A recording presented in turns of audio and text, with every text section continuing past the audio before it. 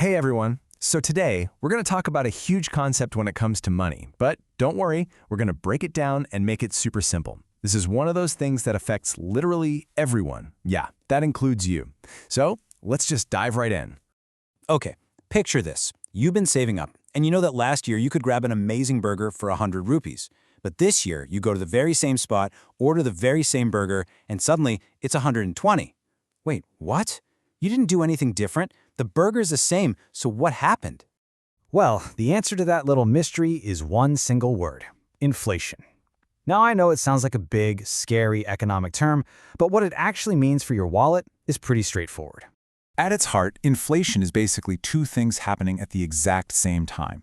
First, prices for pretty much everything. We're talking food, movie tickets, video games, you name it, they all slowly creep up. And second, because of that, every single rupee you have buys a little bit less than it used to.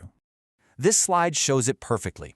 Think of your money as having something called buying power. It's like its special ability to be traded for stuff you want. But here's the catch. As inflation goes up, your money's buying power goes down.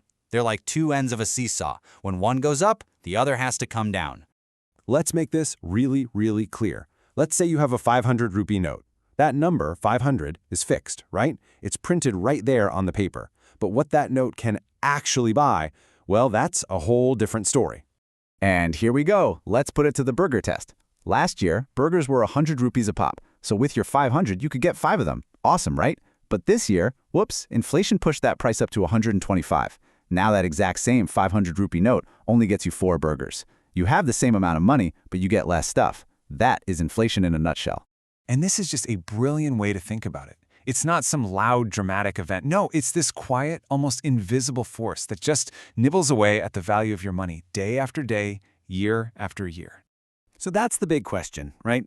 Kind of feels a bit unfair if everything is just getting more expensive for no reason. So what's actually causing all these prices to climb? Well, it usually boils down to 3 main reasons. First, demand goes up. Just think, if 1 million people suddenly want the same limited edition pair of sneakers, the price is going to shoot up, right?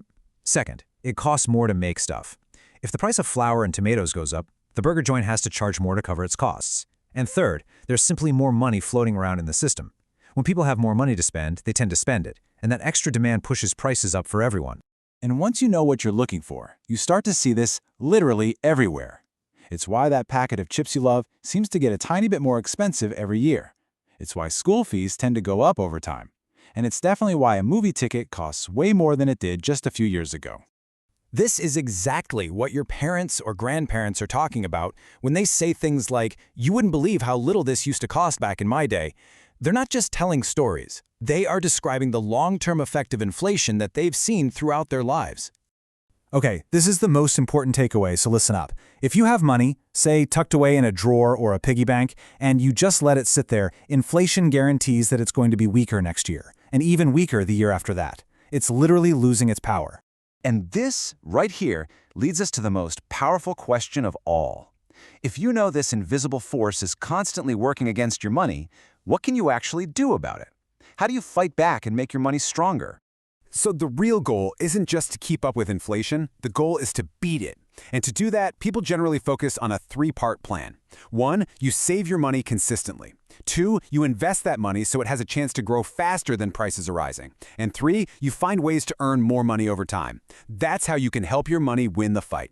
So the next time you see a price go up, don't just get annoyed. Now you understand there's a bigger story happening. This isn't just some random thing. It's a fundamental rule of how money works in the real world. And, understanding the rules is always the first step to playing the game well.